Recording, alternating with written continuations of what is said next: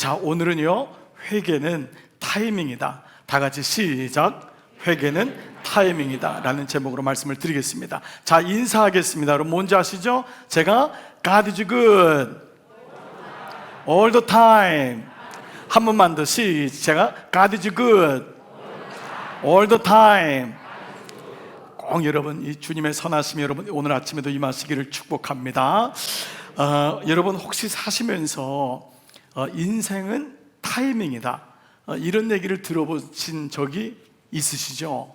네, 그러실 겁니다. 정말 인생은 타이밍이야 라고 하는 얘기를 우리가 곧잘 합니다. 그래서 그때 그랬을 걸, 그때 그랬을 걸, 그때 이랬으면 좋았을 걸, 이런 마음들을 많이 갖지요. 오죽했으면 이 샤르트르라고 하는 철학자는 인생은 B와 D 사이의 C다. 이 B는 birth, D는 death, 탄생과 죽음 사이에 C는 choice. 그 탄생과 죽음 사이에 끊임없는 선택과 결정이 그 인생을 끌고 간다고 합니다. 그러니까 우리가 알게 모르게 하루에요 수백 번의 선택을 한대요. 수백 번, 아니 어떤 심리학자는 수천 번의 선택을 하고 살아간다고 얘기합니다. 이러한 선택과 결정이 우리에게 얼마나 큰 영향을 미치는지를 보여주었던 옛날에 TV 그 한 프로가 있었는데요, 그 주인공이 나와서 이 주먹을 불끈지면서 그래 결심했어 그러면서 이제 이 장면이 이어지는 인생 극장이라고 하는 게 있었습니다. 그래서 이때 이 A와 B를 선택했을 때 어떤 결과가 나올지를 가상의 드라마로 보여줬던 것입니다. 우리가 그 드라마, 그 내용을 보면서 모두 공감했던 것은 선택과 결정이 그만큼 중요하고요, 선택과 결정에는 후회와 기회라는 두 가지 결과가 나오기 때문에 내가 후회하는 인생이 아니고 기회를 부여받은 인생이 돼야 되겠다라는 것 때문에 모든 인생에는 내가 그걸 선택했을 걸, 이런 마음이 있고 잘 선택했네 또 이런 마음도 있을 것입니다. 그런데 여러분, 이런 이 선택이 이런 이 인생의 타이밍이다 라고 한다면 이런 인생을 가장 소중하고 가장 풍요롭게 만들어가는 신앙생활에서 여러분 혹시 회개가 타이밍이라는 생각을 해보신 적이 있나요? 회개는 기독교에서 가장 많이 쓰이는 단어입니다. 어떤 분은 별로 듣기 싫어하는 분도 있을 수 있어요. 근데 어떤 분은 회개가 얼마나 중요한지, 성경에서는 한 번도 회개에 대해서 논박을 하지 않았어요. 그만큼 회개는 구원에 이르는 가장 중요한 게이트라 그랬어요. 그런데 이 회개는 모든 사람이 하는 것 같지만 사실은 모든 사람이 하지 않아요. 또 모든 사람이 한다고 해서 모든 것에 좋은 결과를 얻는 것은 아니라는 것입니다. 어떤 사람은 회개를 했는데 때에 맞는 회개를 해서 좋은 결과를 얻는 사람이 있는가 하면, 똑같이 회개를 했는데 이미 너무 뒤늦은 회개를 해서 그 아픔을 그대로 겪는 분도 적지 않다는 것입니다. 자, 오늘 회개가 타이밍이다 라고 하는 화두를 가지고 오늘 말씀을 한번 나눠볼게요. 요한계시록을 지난 7월 1일부터 보고 있습니다. 개론 시간부터 해서 우리는 요한계시록에 대한 한국교회가 지난 수십 년 동안 가지고 있었던 오해, 또 잘못된 해석, 편견, 무엇보다 저 같은 잘못된 목사들이 영해라고 하는 말로 많은 성도들을 미혹해서 오늘날 모든 이단과 사이비들, 조금 문제가 있는 목사들의 뒤에는 다 요한계시록이 있습니다.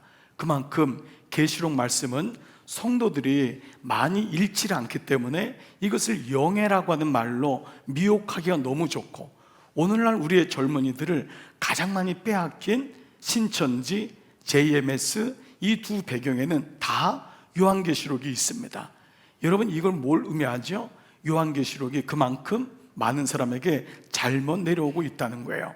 오늘 저는 여러분에게 요한계시록을 보는, 이미 개론에서도 말씀드렸지만 세 가지의 축을 좀 잠시 말씀드리면서 오늘 본문을 이어갔으면 좋겠어요. 첫 번째는 이 세 가지 말씀 중에 제일 처음에 나온 말씀이 중요합니다. 모든 성경에는 처음과 마지막이 중요하거든요. 그래서 1장 1절이 요한계시록을 푸는 열쇠예요. 다 같이 한번 읽어볼게요. 시작.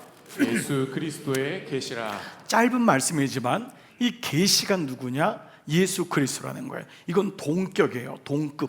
동격인데 예수님이 보여주시는 계시란 말도 있지만 예수님의 계시고 예수님을 계시한다가 더 정확해요. 지금 뭐냐면 계시록은 물론 지난 일과 지금의 일, 앞으로 장차 있을 일을 말씀하지만 그게 포인트 이전에 예수님이 누군지를 드러내는 것이 요한계시록이라는 거예요. 그래서 요한계시록을 제5복음서라고까지 얘기합니다. 4복음서가 뭐죠? 마태, 마가, 누가, 요한인데 그 다음에 5복음서가 계시록이래요. 그렇게 계시록은 그렇게 숨겨지거나 은밀하게 하거나 몇 명의 목사들, 소위 영빨이 있는 목사들이 하늘에 올라가서 본 다음에 풀어주는 말씀이 아니라 요한계시록 자체가 예수님이 누구신지를 드러내는 그 말씀인 것을 포커스하고 있어요. 즉 여러분, 어떤 일이 일어나느냐보다 중요한 것은 그 모든 것을 주님이 하신다. 아멘. 여러분, 이게 중요합니다. 예수님을 발견하지 않고 마치 예언서를 읽는 것처럼, 마치 점을 보는 것처럼, 마치 어떤 일이 일어나는 걸 아유 이제 그런 일이 일어났어, 때가 가까웠나 봐. 여러분, 경각을 하는 것, 깨어있는 것은 너무 조심스럽고 너무 좋지만은 그것을 숫자나 명칭을 자기 임의적으로 이렇게 대칭하고 대입하는 세대주의자들. 그래서 666을 미국 대통령에 한 번도 안 들어간 적이 없었어요. 지금은 심지어 트럼프가 또 바이든이 또 오바마가 계속 이렇게 세대주의자들은 그때마다 계속 경각을 주는 것 같지만은 너무도 빈번한 잘못된 해석들이 너무 많다는 것입니다. 자, 두 번째는 뭐냐 하면 계시록의 맨 마지막 22장이에요. 계시록이 22장이 끝이거든요. 맨 마지막 20절, 21절 다 같이 한번 읽어볼게요. 시작. 이것들을 증언하시니가 이르시되 내가 진실로 속히 오리라 하시거늘 아멘. 주 예수여 오시옵소서. 주 예수의 은혜가 모든 자들에게 있을지어다. 아멘. 여러분, 주님이 오신다고 하는 게 요한계시록이에요. 그분이 오시는 거예요. 그러면 우리가 할 건 뭐냐 하면 그가 오실 때 뭐라고 하는 거죠? 아멘. 주 예수여 오시옵소서. 이게 종말론을 가진 믿음의 성도가 가져야 될 모습이라는 거예요. 물론 우리가 시대를 분별하는 것은 너무 소중합니다. 그건 우리를 깨우게 하는 거예요. 그러나 여러분, 여기 있다 저기 있다가 아니라 그 가운데 나는 순결한 신부가 되어 주님, 제가 여기 있습니다. 여러분, 우리가 시대를 분별하는 이유는 더 깨어있기 위함이잖아요. 여러분, 이스라엘에 무슨 문제가 있다고, 북한에 무슨 문제가 있다고 북한에 갈 수 있는 게 아니에요. 우리는 이 땅에서 주님 오시는 그날이 늘 날마다 주님 오시기를 기다리는 매일이 종말론적인 삶. 여러분, 이게 사실은 그리스도인의 자세예요. 이거를 요한계시록은 매번의 장차 올 사건을 통해서 너는 깨어있느냐, 너는 미련한 처녀처럼 등만 있고 기름은 없는 자가 아니라 너는 성령으로 충만한 자냐, 이것을 말씀하고 있어요. 여러분, 우리는 주님이 오시는 것도 있지만 사실 우리는 오늘도 내일도 주님 앞에 가는 인생이에요. 그래서 그때까지 깨어 있어야 된다, 이 말씀이 요한계시록이에요. 그 세 번째 말씀은요, 베드로서 3장 16절입니다. 이 말씀 봐보세요. 이렇게 말씀해요. 또 그 모든 편지에도 성경 말씀을 말하는 거예요. 이런 일에 관하여 말하였으되 그 중에는 계시록 같은 경우는 알기 어려운 것이 덜어 있으니, 다니엘도 마찬가지죠. 계시문학, 묵시문학에 있는 것은 우리가 알기 어려운 게 많아요. 덜어 있는데 여기 무식한 자라는 건 뭐냐면 말씀을 모르고 푸는 자예요. 말씀을 모르고 푸는 자. 이게 세상적인 무식이 아니라 말씀을 모르는데 그냥 그걸 보면서 푸는 자들과 또 온 굳세지 못한 자, 누가 뭐라 그러면 거기 따라가고, 누가 모르면 누가 따라가고. 여러분, 신천지에 가장 많이 가 있는 성도들은, 성도라고 하기도 어렵죠. 그 사람들은 여러분 세상 사람이 아니에요.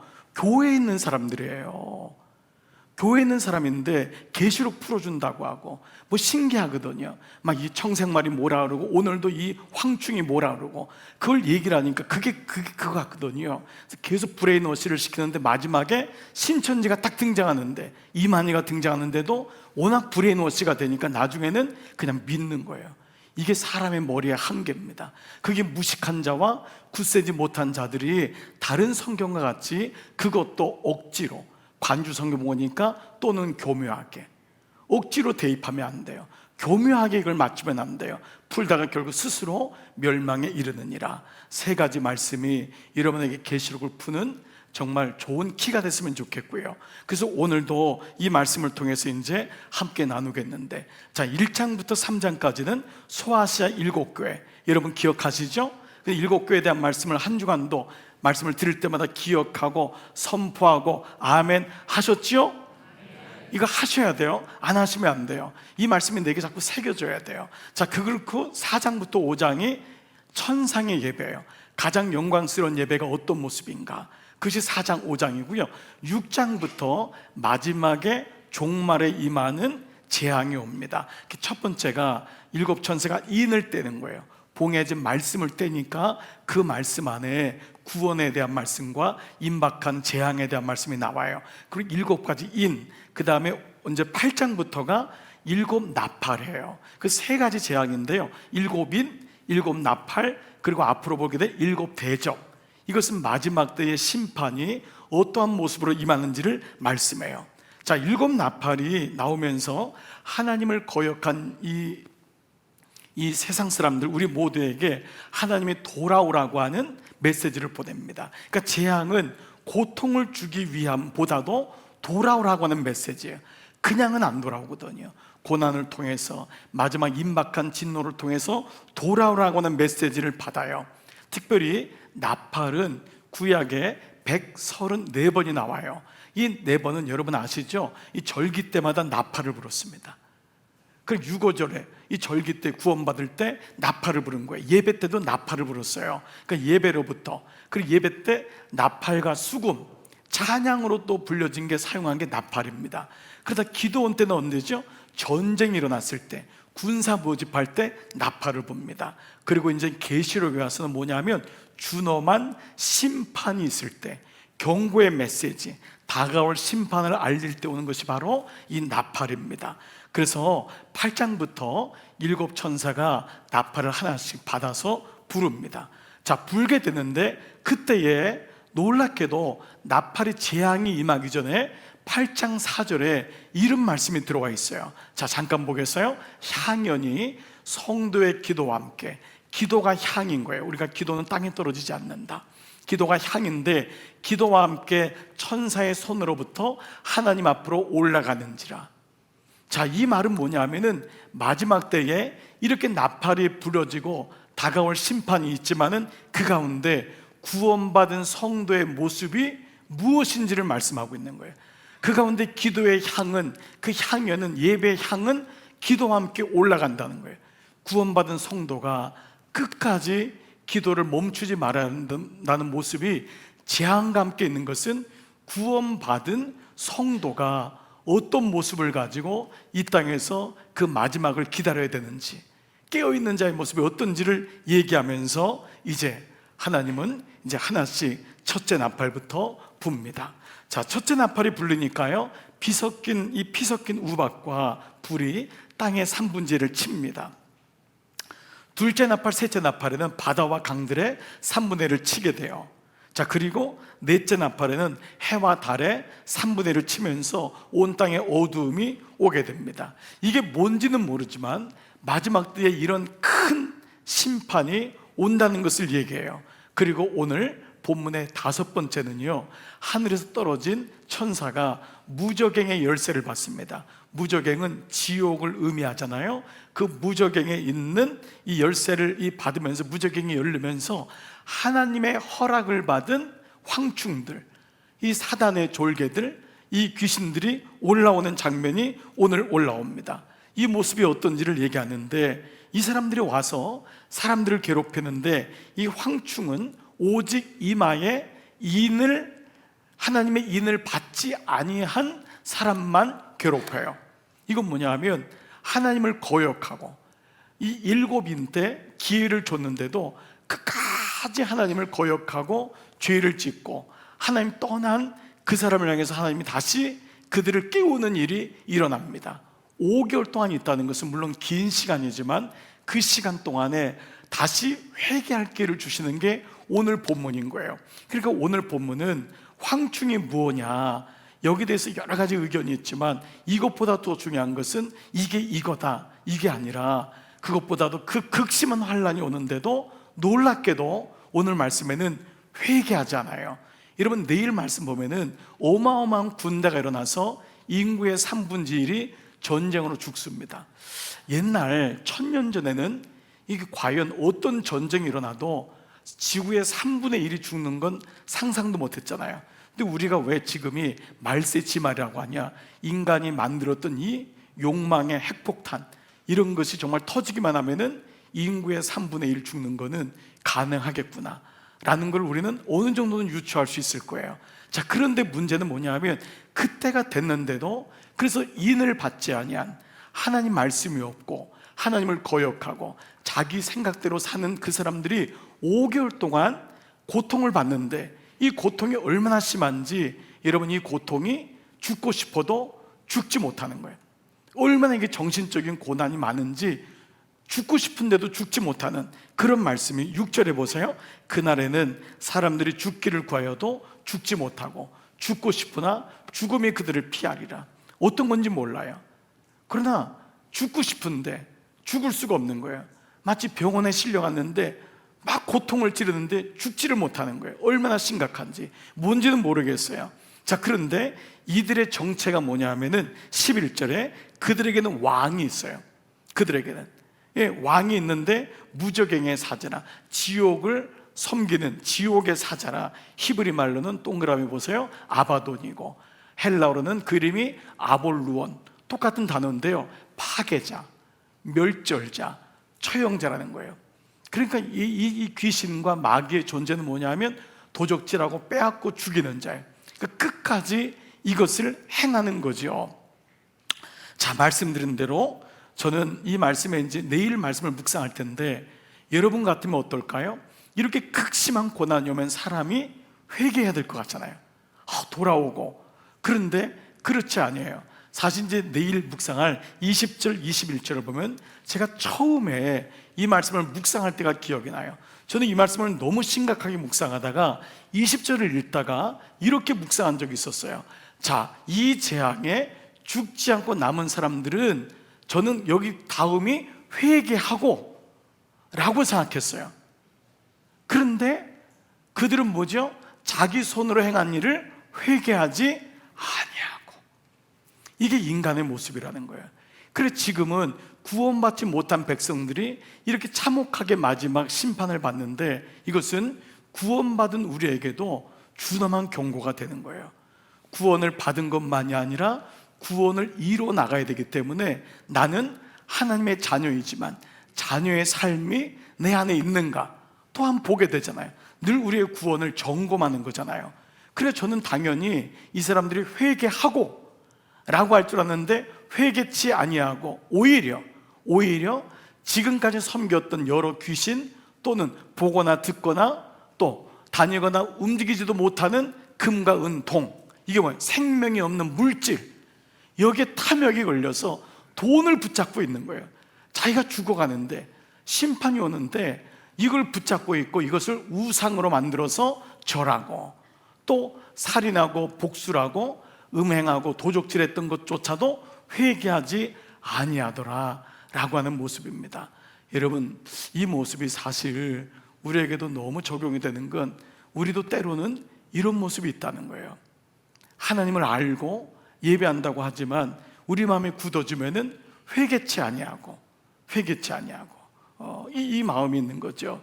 그 부흥회 때 시골에서 그 막 옛날 부흥사분들이 이제 시골 교회 이렇게 집회 가가지고 회개하라고 막 그랬더니 그 밑에서 할머니들이 왜 이렇게 소리를 질러, 지나 회개하지, 이렇게 안 웃기시나요? 네, 그 얘기했던 그게 옛날에 막 진짜 그 부흥사분들은 막 회개하라고, 그래서 막 자는 사람이 있으면 막 옆에 깨우라고, 할머니 자는 사람 깨우라고 했더니 할머니가 또 뭐라 그래요? 지가 재운다면 왜 나보러 깨우라 그래? 뭐 이랬다 그러잖아요. 그러니까 이게 이 회개하라는 단어가 우리에게 익숙한 것 같지만 그게 이렇게 쉬운 단어가 아니라는 겁니다. 여러분이 만약에 이 자리에 있다면 어땠을 것 같으세요? 여러분, 여기 보면은 모든 사람들이 죄를 알 거 아니에요? 그런데 회개하지 않아요. 근데 여러분 가만히 보니까요, 죄를 내가 짓지만 내가 무슨 죄를 짓는지는 잘 모르는 것 같아요. 여러분 생각해 보세요. 아니 목사님, 그 사람이 내가 죄를 짓는 걸 내가 모릅니까 어떻게? 라고 할 수 있을지 모르지만 가만히 보면은요, 우리가 우리 죄를 잘 모를 때가 많아요. 우리가 이 부부 세미나나 부부 학교를 하면은요, 마지막에 이제 부부끼리 서로 얘기하는 시간을 갖게 되는데 대부분의 부부들이 뭐라고 하냐면, 특별히 남편들이 이런 말을 해요. 내가 그게 그렇게 당신에게 아픔이었는지 몰랐다, 이런 얘기를 많이 합니다.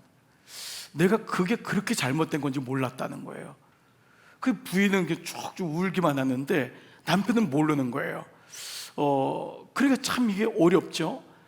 그것 때문에 누군가는 울고 있는데 나는 그걸 전혀 인식을 못하는 거예요. 여러분, 우리가 부모님에게 늘 부모님은 잘해주지만 내가 죄를 짓고 있다는 생각을 좀 해보신 적이 있습니까? 내가 부모님에게 죄를 지었다고 생각하는 적, 또 우리도 자녀에게 잘해주고 싶지만 자녀에게 죄를 지었다고 생각하신 적은 없습니까? 이런 거예요. 우리 아이들이 여름 수련회 갔다 오면요, 막 은혜를 받아요. 은혜를 받으면 뭐라고 하냐면 이제부터 아빠 엄마를 용서하기로 했대요. 그러면 그 얘기를 들으면 아빠 엄마 제일 열받아요. 아니, 내가 니들을 용서해야지 니들이 무슨 나를 용서하냐. 모르는 거예요. 몰라요. 우리는 자식들에게 잘해준다고 하지만 자식들이 상처를 받는 1번이 부모예요. 제일 힘들어하는 거예요. 그러니까 여러분, 우리 스스로가 내가 무슨 죄를 지었지만 아는 것 같은데 모릅니다. 여러분, 저도 이 말씀을 묵상하고 준비하다가 그러면 하나님 앞에는, 하나님께 내가 어떤 죄를 졌는지 모르고 그냥 살아갈 때가 너무도 많다는 것입니다. 그게 오늘 이 본문을 통해 말씀하시는 사실 중요한 포인트입니다. 오늘 회개가 아무나 할 수도 없고 회개가 왜 타이밍인지를 오늘 말씀을 통해 좀 더 한번 알아볼게요. 자, 오늘 7인 재앙이 끝나면서 7 나팔, 7 대접까지 가는데 이 말씀은 3가지의 의미가 있어요. 첫 번째는 이 땅이 심판을 받을 수밖에 없을 정도로 죄가 관영했다는 거예요. 이미 미국 땅에 1950년, 60년도에 그때 한참 그 부흥과 교회가 일어났을 때 이런 고백이 많이 났어요. 소돔과 고모라를 멸하신 하나님이 미국을 심판하지 않는다면 하나님은 정의롭지 못하십니다. 공의롭지 못하십니다. 즉 소돔과 고모라보다도 미국이 더하면 더하지, 그러면 한국 땅은 안 그럴까요? 여러분, 이 심판은 이 땅이 하나님을 떠난 것이 심판을 받을 수밖에 없는 죄로 관용되었음을 말씀하고 있고요. 두 번째는 그렇게 심판하실 수밖에 없는 하나님의 마음이 이 계시록에 있는 거예요. 이 계시록은 앞에 뭔 일이 있었냐, 이게 얘기하는 게 아니에요. 하나님 마음, 오복음서인 심판할 수밖에 없는 아버지의 마음이 있는 거예요. 이게 여기 깔려 있고요. 세 번째는 그런 가운데서도 끝까지 한 명이라도 회개하기를 원하시는 아버지의 마음, 아버지의 사랑이 있어요. 이것이 계시록의 내용인 거예요. 자, 여러분, 이런 의미에서 회개는요, 구원받은 백성 하나님의 자녀에게는 정말 놀라운 하나님의 선물이며 축복이라는 것입니다. 아멘. 여러분 생각해 보세요. 여러분, 회개가 하나님의 축복이라는 걸 생각해 보신 적이 있으세요? 회개가 선물이거나 죄를 지은 사람, 이 사람에게만 일방적으로 회개하라, 이런 어떤 종교적인 언어가 아니고 회개가 하나님의 선물이고 축복이다 라는 것입니다. 역으로 말하면 제일 불쌍한 사람이 뭐냐면 하나님을 믿으면서 마음이 굳어있는 사람이에요. 마음이 굳어 있는 사람, 아무 마음에 찔림이 없는 사람, 이게 사실은 제일 비참한 인생입니다. 그러니까 축복이 왜 회개가 하나님의 선물이고 축복이냐? 여러분, 우리가 잘 아는 다윗, 역대기를 통해 보잖아요. 여러분, 다윗하고 사울의 차이가 뭐라고 생각하세요? 혹시 다윗이 더 윤리적이라고 생각하시나요? 아니죠? 이런 다윗처럼 못된 놈 없어요. 다윗은 윤리적으로 빵점입니다. 여러분, 다윗이 얼마나 잔인한 사람인 줄 아세요? 다윗은 싹쓸이에요. 여러분, 전쟁터 가면요, 다윗이요, 물론 하나님의 명령이지만요, 다윗은 눈물도 피눈물도 없어요. 다윗은 자녀와의 관계에서도 빵점이에요. 아버지로서도 빵점이고, 그 아내와의 관계도 그렇고, 다윗은요, 충복이 배반할 정도로 어찌 보면은 그의 마음도 그렇게 간사했을지 몰라요. 인간적으로 보면 사울이 다윗보다 100번 나아요. 근데 사울은 망해요. 다윗은 하나님이 그를 내 마음에 합한 사람이라고 했어요. 그 이유는 바로 뭘까요? 회개예요. 그의 진실한 회개가 있고, 특별히 다윗은 어떻게 이렇게 성령께서 지혜로운 마음을 주셨는지 타이밍을 잘 맞춰요. 저는 이게 너무 기가 막힌 거예요. 즉, 회개할 타이밍을 찾아요. 사울은 늦어요. 이런 베드로는 뭐죠? 타이밍을 찾잖아요. 유다는 늦어요.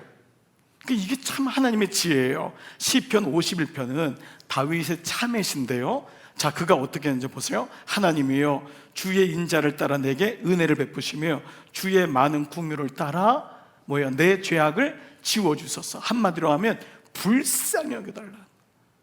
주님밖에 없다는 거예요. 근데 사울은요, 그 마지막 때 하나님을 안 잡아요. 누구한테 가죠? 접신한 여인한테 가잖아요. 이게 달라요. 비슷한 것 같지만 완전히 달라요. 그 다음 구절 보세요. 물은 나는 내 죄가를 아오네요. 여러분, 오늘날 정치인을 비롯해서 모든 사람 뭐예요? 조금만 죄가 있어도 몰라요. 안 했어요. 이거잖아요. 자동차끼리 부닥쳐도 안 했대요. 무조건 시침이 뜨잖아요. 아니, 부닥쳤으면 내가 잘못했다고 하면 되잖아요. 근데 무조건 안 하는 거예요. 근데 뭐죠? 다윗은 내 죄가를 아오니, 자기가 뭔지를 아는 거예요. 그리고 내 죄가 항상 내 앞에 있나이다. 그러니까 회개할 준비가 되어 있는 거예요. 그 다음 구절 한번 볼까요? 9절. 주의 얼굴을 내게서 돌이키시고 내 죄에서 돌이키시고. 그러니까 주님의 얼굴을 돌이키지 말라달라는 거예요. 그러니까 다윗은 하나님을 향한 마음이 있었죠. 내 모든 죄악을 지워주소서. 그리고 맨 마지막에 나를 주 앞에서 쫓아내지 마시고, 모든 사람이 다 같지만 나를 주 앞 쫓아내지 마시고 주의 성령을 내게 거두지 마옵소서. 여러분, 이런 구절을 보면 회개는 성령 받은 하나님의 자녀의 특권인 줄 믿습니다. 그러니까 회개는요, 자꾸 어떤 사람에게 저 사람 문제 있고 이게 아니에요. 정말 지혜로운 자일수록 회개가 얼마나 소중한지를 알게 되는 거예요. 사실 회개는요, 아무나 하지 않습니다. 여러분, 가만히 보세요. 예수 믿는다고, 교회 나온다고 다 회개하는 게 아니에요. 여러분, 이 바울이 2차 전도여행을 끝나고 예루살렘에 갔을 때 이 가이사라 영내 총독에 구류된 적이 있습니다. 그때가 벨릭스 총독이에요. 그러니까 한 나라의 총독이니까 상당한 사람이에요. 근데 그의 아내가 유대인입니다. 이 사람 마음이 동했어요. 아내가 얘기했는지 이 벨릭스 총독이 구류되어 있는 사도 바울을 갑니다. 바울에게. 자, 그 말씀 한번 봐보세요. 24장 24절. 수일 후에 벨릭스가 그 안에 유대 여자 두루실라와 함께 와서, 그래서 내려오는 얘기에는 이 두루실라가 예수님을 아는 사람이었다, 이런 얘기도 있어요. 그러니까 아내가 얘기한 것 같아요. 이 총독이 간 거예요. 바울을 불러서 그리스도 예수 믿는 도를 들은 거예요. 자, 그랬을 때 바울이 뭐라고 얘기했냐면은, 바울이 의와 절제와 장차오는 심판, 이게 성경 내용이에요. 설교에는 모든 세 가지가 다 들어있어요. 의는 뭐냐면 오직 구원이신 예수 그리스도. 의는 기준이잖아요. 당신이 예수님을 믿어야 됩니다. 이게 의예요. 두 번째, 절제는 뭐냐면 물을 절제하세요, 돈을 절제하세요, 아껴 쓰잖아요. 그 말이 아니라 헬라의 절제는 자른다는 거예요. 죄에서부터 나와야 된다. 예수 그리스도를 얘기하고 너의 합당하지 못한 것을 잘라내라. 자를 절차를 쓰는 거예요. 잘라내라, 회개하라. 왜냐하면 장차 이 말 오는 심판이 있기 때문에. 그러니까 바울이 이 벨릭스가 이 얘기를 듣고 마음에 두려움이 생긴 거예요. 그때 회개할 줄 알았잖아요. 근데 그 다음 구절에 지금은 가라. 내가 틈이 있으면 너를 부르리라. 여러분, 이 틈은, 회개는 하나님이 주신 틈이에요. 그래서 틈이 파시는 하나님인 거예요. 하나님이 내 인생에 들어오셔서 회개의 마음을 주는 것이지, 내가 어느 때 날 정하고 회개해야지, 이게 아닙니다. 그래서 예배가 이렇게 소중한 것은 하나님이 우리에게 틈이 파시는 거예요. 아멘. 여러분, 주님이 오시는 거예요. 근데 이 벨릭스 뭐죠? 지금은 가라. 내가 틈이 있으면 내가 너에게 다시 오겠다. 그러나 벨릭스는 구원받지 못합니다. 자, 이런 말씀을 통해서 본다면은 오늘 회개는 하나님이 주시는 기회라는 거예요. 그 마음에 주님이 주시는 기회인 거예요. 그래서 여러분 마음속에 오늘 이 근간에 한번 좀 적용을 해보고 돌아본다면은, 혹시 이런 마음에 오늘 예배를 드리면서도 내가 이 마음에 이러면 안 되겠다 라고 하는 혹시 마음이 드세요? 내가 이거 계속하면 안 되겠다, 이런 마음이 드세요? 여러분, 이거는 아무한테 주는 마음이 아닙니다. 오늘 이 회개가 특권이고 회개가 축복이라는 건 모든 사람이 이 마음을 들지 않아요. 물론 양심에 꺼리낌은 와요. 그러나 회개는 뭐라 그러죠? 하나님께로 돌아서는 메타노이아라 그랬잖아요. 이 마음은 주님이 주시는 거예요. 그래서 고린도서 7장 10절에 하나님의 뜻대로 하는 근심은, 하나님이 우리 마음에 주시는 근심이 있는 거예요. 내가 이렇게 살면 안 되지. 내가 이거 계속 이러면 내 건강 다 날아갈 텐데, 우리 집 이러면 언젠간 문제가 될 텐데, 내가 이것 때문에 가정이 깨질 텐데, 이런 마음의 근심이 와요. 누가요? 하나님이 주시는 거. 세상이 주는 거는요, 절대로 너 안 들킨다, 절대로 걱정하지 마, 너의 탐욕이 훨씬 커요. 여러분, 우리에게 오는 이 쾌락은요, 회개를 절대 못하게 합니다. 쾌락은요, 말초신경은 막 움직이지만 우리의 영혼은 움직이지 못하게 해요. 우리 영혼은 딱 굳어있게 만든다고 해요. 영혼이 안 되는 거예요. 근데 하나님의 성령은 뭐죠? 하나님이 우리 안에 근심을 주는 거예요. 그 근심은 후회할 것이 없는 구원에 이르는 회개래요. 그러니까 여러분, 이것이 너무 놀라운 은혜인 거예요. 그래서 성령에 대한 말씀에도 로마서 8장 26절에 이와 같이 성령도 우리 연약함을 도우시나니, 우리가 회개할 타이밍을 못 잡는 거예요. 언제 회개할지 몰라요. 근데 우리가 마땅히 빌 바를 알지 못하나 뭐라 했죠? 오직 성령이 하시는 게 뭐냐면, 우리를 위해서 말할 수 없는 탄식으로 우리를 위해 친히 어떤다고요? 간구하신대요. 그분이 내 옆에서 지금 돌이켜야 돼, 늦지 않았어, 너 마음을 바꿔야 돼 라고 하는 거예요. 그래서 다른 성경에는요, 영어보다는요, 이 회개도 리띵크, 생각을 다시 한다 라고 하는 말씀도 있어요. 회개가 눈물로 주 앞에 나오는 그 회개도 있지만, 매 순간마다 생각을 다시 할 수 있는 은혜를 경험하는 거예요. 여러분, 이게 너무 놀랍지 않습니까? 그러니까 예수님을 믿는 사람은 그의 마지막이 잘 될 수밖에 없어요. 왜냐하면 회개가 계속 이루어지니까 리띵크. 여러분, 원죄가 뭐라 그랬죠? 선악과를 먹는 게 원죄가 아니라 생각의 게으름이 원죄라 그랬어요. 그때 아담과 하와가 생각을 바로 했으면, 근데 그 생각을 고쳐주는 게 뭐냐면 회개인 거예요. 우리로 하여금 하나님을 보게 하는 거예요. 성령이 이와 같이 우리가 연약함을 알고 우리를 왜 친히 간구하시는 줄 믿습니다. 자, 그러면 여러분 적용해 볼게요. 그럼 어떻게 하면은 우리 삶의 회개 타이밍을 놓치지 않을까요?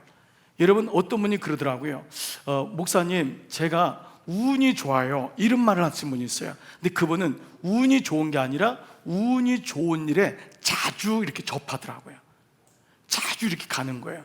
아니, 한 분이 저한테 이 엘리베이터에서 오늘 목사님 또 만났어요, 난 너무 좋아요, 저도 좋았어요, 이제 이렇게 얘기를 하니까 제가 이유를 알겠어요. 그분은 항상 엘리베이터를 자주 타요. 그렇기 때문에 자주 만나는 거예요. 여러분, 이해되시나요?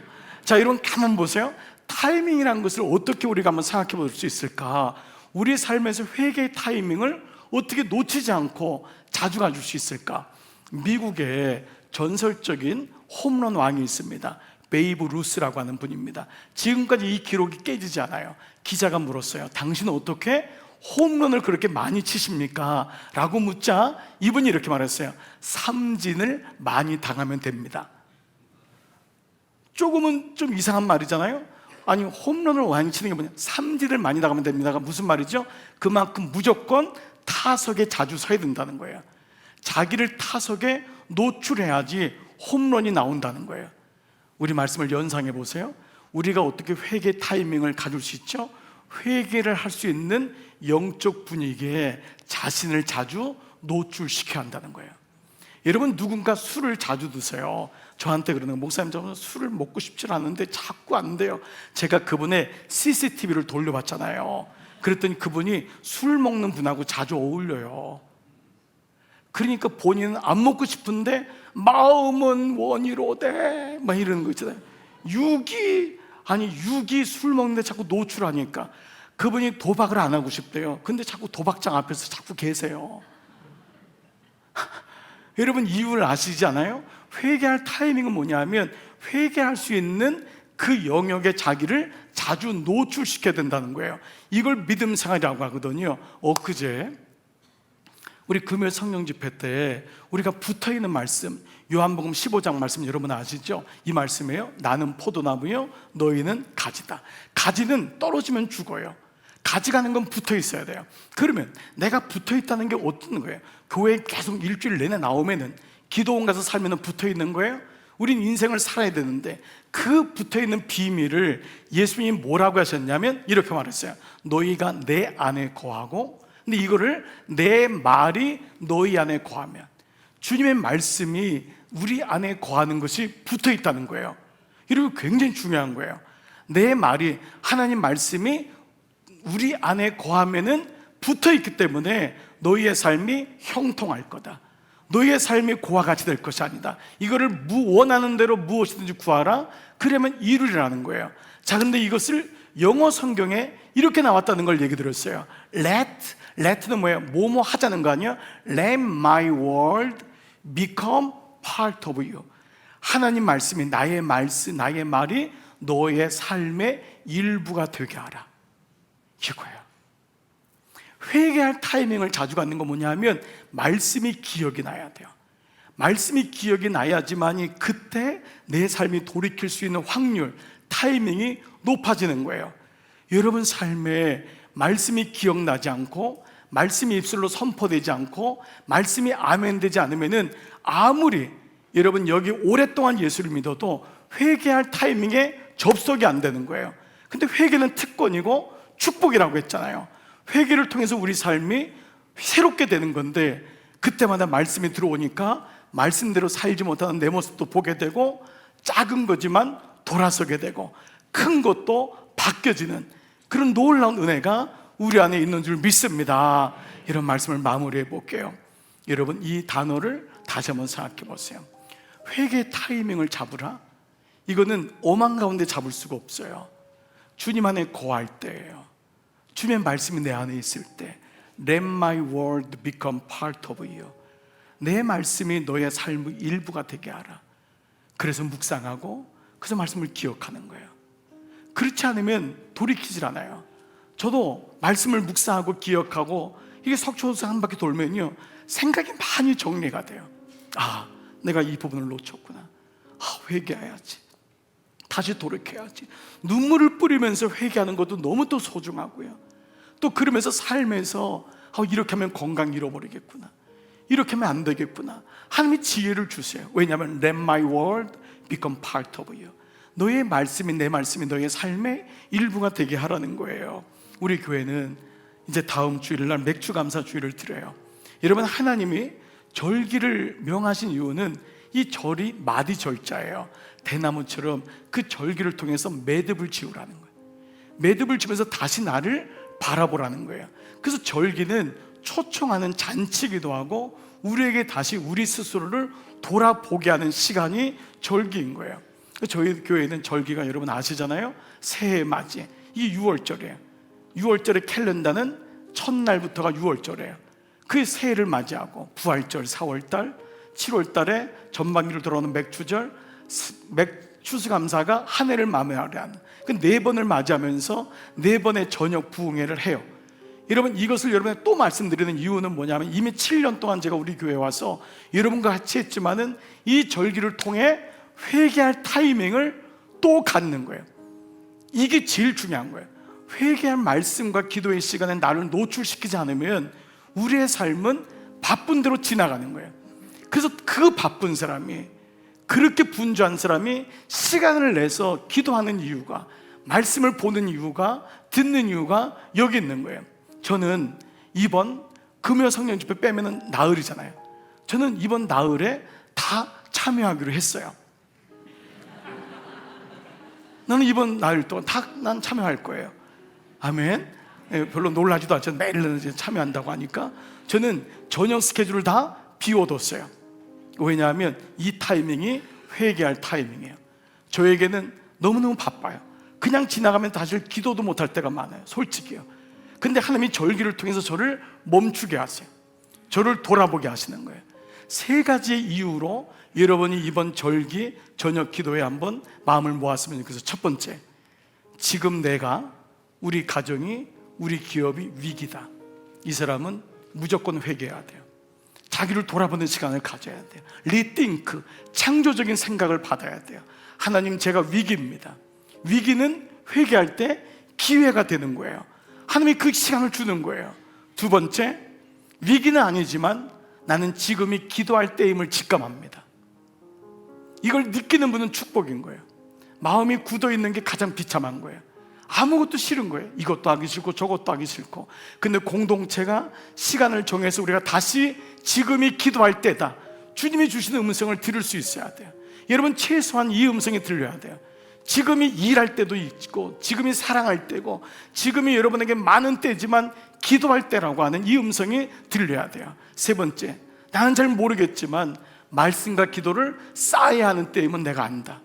위기도 아니고 그때가 언제인지 모르지만 말씀과 기도를 쌓아야 하는 건 분명하다. 사랑하는 여러분, 회개가 살립니다. 회개가 우리를 돌이키게 합니다. 회개 타이밍을 더 이상 늦추지 마세요. 뒤늦게 하면 너무 원망스럽습니다. 인생은 때가 있다고 했어요.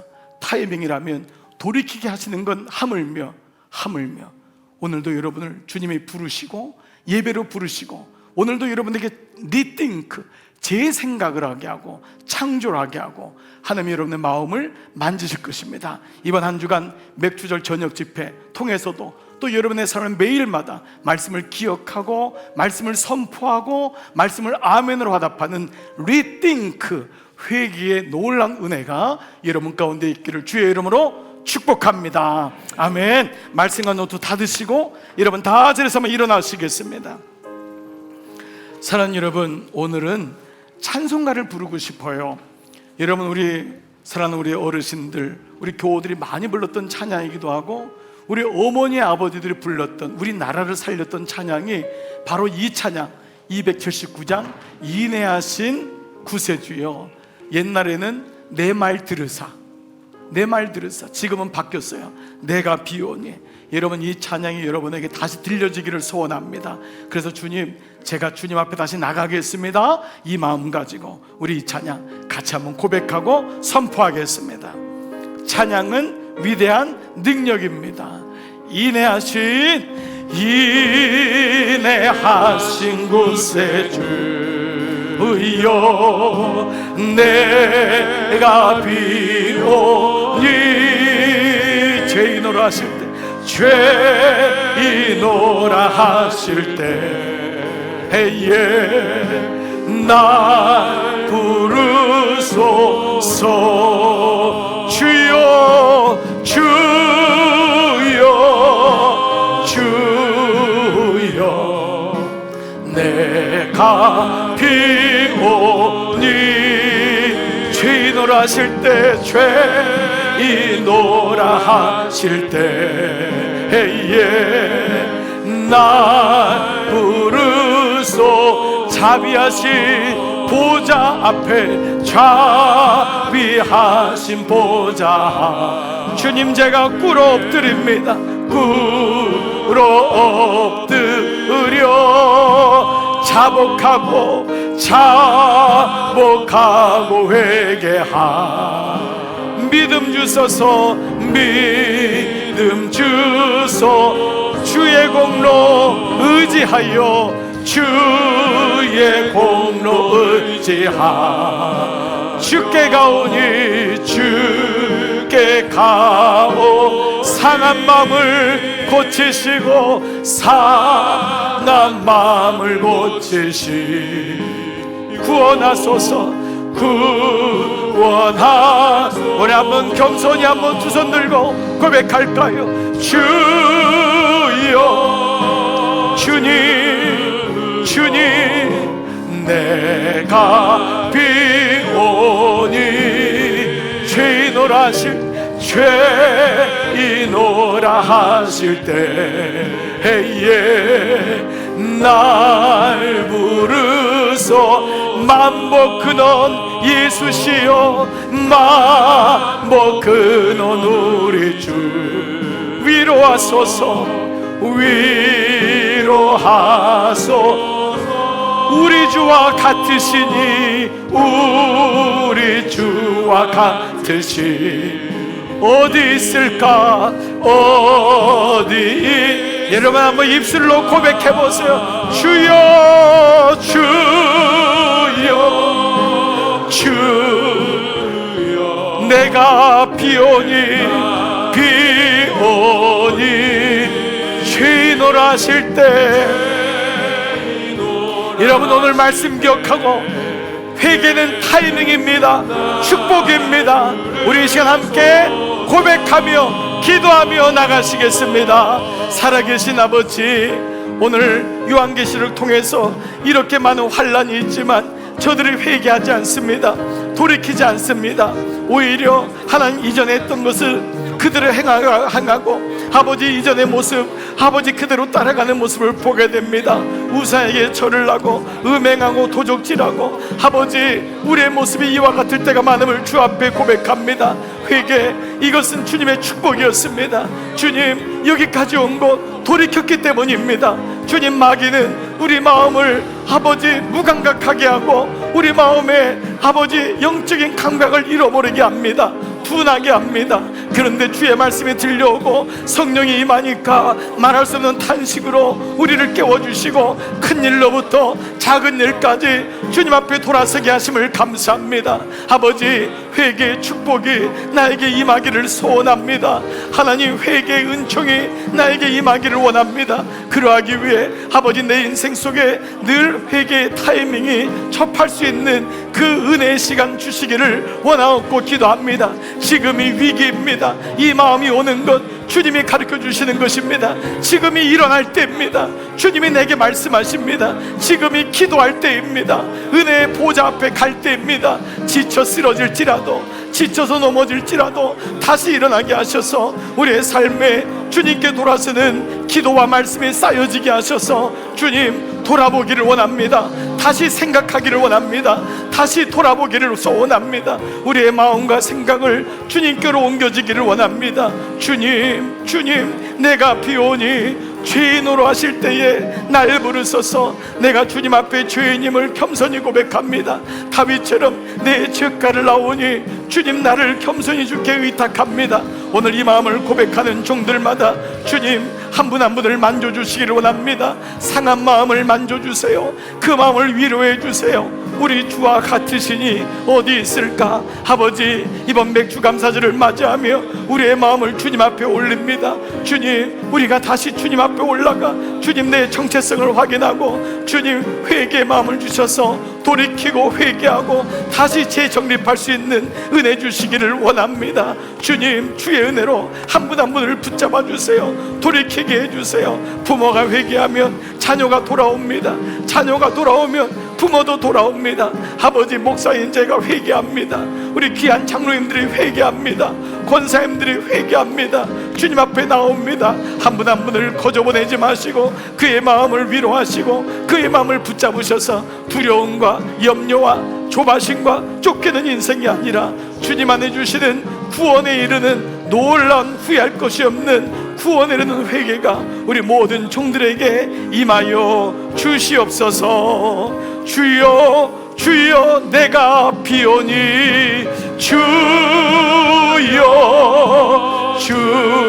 주여 내가 비오니 죄인오라 하실 때, 죄인오라 하실 때에 날 부르소서. 살아계신 아버지, 회개는 축복입니다. 회개는 은혜고 하나님의 선물임을 알았습니다. 아버지, 극심한 환란이 오는데도 사람들의 마음이 얼마나 강박한지 하나님께 돌아오지 않습니다. 그리고 오히려 이전껏 했던 것을 더 강화합니다. 이게 우리의 모습이고, 내가 무슨 죄를 졌는지도 모르고 사는 것이 인생인데, 주님의 은혜의 자리에 나오면은 비로소 내 죄가 보이고 주님 회개의 타이밍을 깨닫게 됩니다. 아버지, 오늘 지금 이 시간이 위기라고 느껴지는 영혼이 있습니까? 주님께서 그 영혼을 만지시고 말씀하십니까? 위기는 아니지만 지금이 기도할 때다 라는 말씀이 들리십니까? 하나님, 우리의 삶에 어떤 일이 있을지라도 주님 회개의 타이밍 놓치지 말게 하시고 주님께 꼭 붙어 있어서 주의 말씀이 내 안에 거하는 놀라운 삶을 날마다 연습하고 살아내게 하여 주시옵소서. 종들을 파송합니다. 이제는 성부와 성자와 성령의 은총이 회개는 타이밍임을 고백하며 세상에 파송되는 모든 종들 위해 이제로부터 영원토록 함께 하시기를 간절히 축원하옵나이다. 아멘. 아멘, 아멘, 아멘.